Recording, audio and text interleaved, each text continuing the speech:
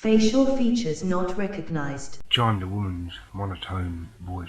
I cursed beneath my breath. This laptop had been lying in my apartment for days now. I still couldn't get it unlocked. My attempts at reinstalling the operating system were met with complete failure. Now, I'm no cook, but when I saw this fancy piece of equipment left unguarded on a patio table in some stranger's yard a couple of days ago, I couldn't keep my hands from snatching it and dropping it into my backpack. Anyone rich enough to afford a laptop with such advanced security features and smug enough to leave it unattended is rich enough to replace it. It was time to take matters into my own hands, but if only I'd known what a huge mistake I was about to make, I would have never have taken the laptop in the first place. It started off innocently enough. One evening, I'd returned to the house where I'd found the laptop, casually glanced through the window from the sidewalk. A beautiful young brunette with a tight yoga body paraded out in the living room. I needed to know her name. I wanted to look her up online so I could get a photo to unlock the laptop. The next morning, I waited a few houses down for her to leave for work. She never even noticed my car tailing hers all the way to the parking lot outside a government agency building. She parked under a maple tree and smiled a beautiful smile that brought butterflies to my stomach. I ducked behind my dashboard as she exited her car and slammed the door shut to an audible thud. As she made her way to the building, I began to feel a twinge of regret. Was this weird, right? Here I was, stalking a perfect stranger so I could break into her laptop. I felt like the scum of the universe. I turned the car around and went home. That night, I sat in front of the sealed laptop, drumming my fingertips nervously against its cover. I wondered what kind of stuff she had stored on its hard drive. Naked pictures of herself, perhaps? I pushed the damn thing away, but curiosity boiled within me. What was so important that it required this kind of security measure? I groaned and reached into my trusty candy bowl for a handful of goodies. It was an elegant glass bowl I'd inherited from my grandmother. It was thick and nearly unbreakable. I'd knocked it down many times during my childhood. It didn't have so much as a scratch on it. I poured myself a drink to clear my thoughts and watched the night slowly drift away. By the first rays of light, I had convinced myself to try again.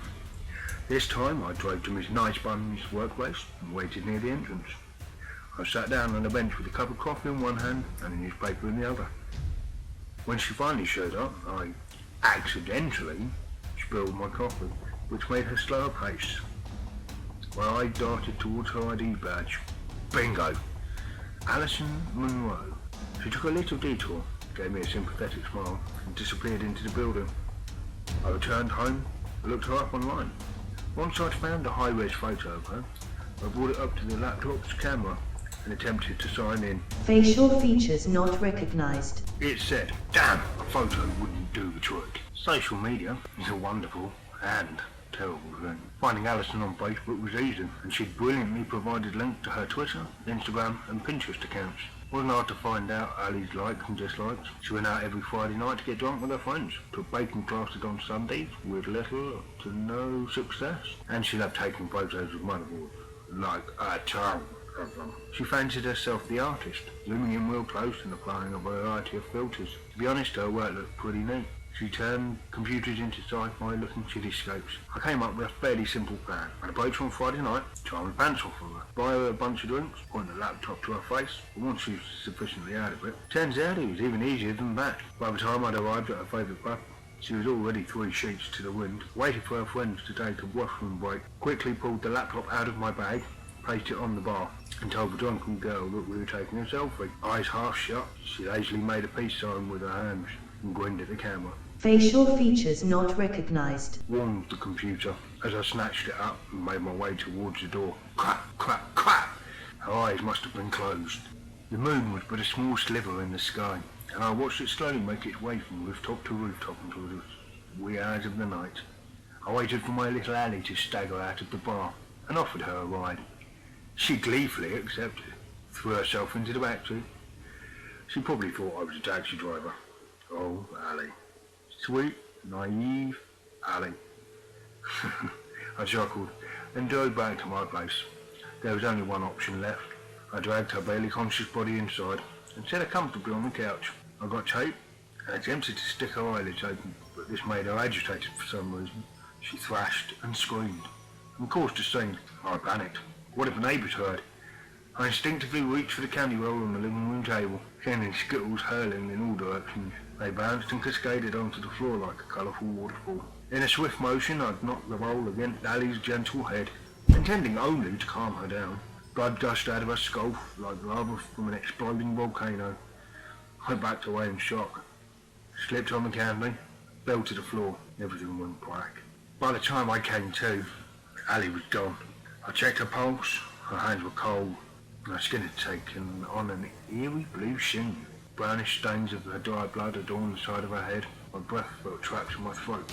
I had to swallow hard to get the air flowing into my lungs once more. My fingers stretched out towards her delicate face. I pried her eyelids open, and much to my surprise, they remained that way after I let go. She had had such beautiful green eyes, not unlike the colour of her precious motherboard. I lifted the laptop, convinced that this time the facial recognition software would be satisfied. Facial features not recognized. It said. I held it to Ali to find out what was in there. What if she had other artsy photos to show the world? It was my duty to open that laptop. A thought crossed my mind as I sat there desperately looking at my beautiful person. What if the facial recognition apparatus had some sort of heat detection sensor? Yeah, that made sense. How else would it know the difference between a photo and a real person? I had no choice. I grabbed a knife from the kitchen, carved her lovely features off, and removed her eyeballs carefully with a spoon. It pained me to do so, and the gushing sound almost made me ill. What was once a vibrant young woman now sat lifeless on my couch, her face in my hands, like a stack of ham coated in chunky salsa.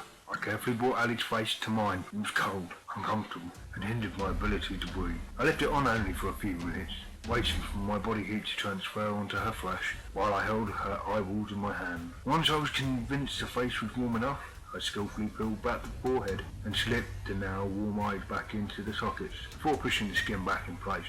I turned towards the laptop in a hurry. Facial features not recognized. It said, "Damn it!" I tossed the damn thing across the room out of frustration. It landed upside down and I spotted a label on its underbelly. I crawled over and looked at it. God damn it! I am such a moron. Why hadn't I seen the label sooner? Why hadn't I thought to check every inch of the laptop for clues? What a horrible mistake. The label stated, in clear black letters, Steve Monroe. Oh, I was going to have to start again from scratch.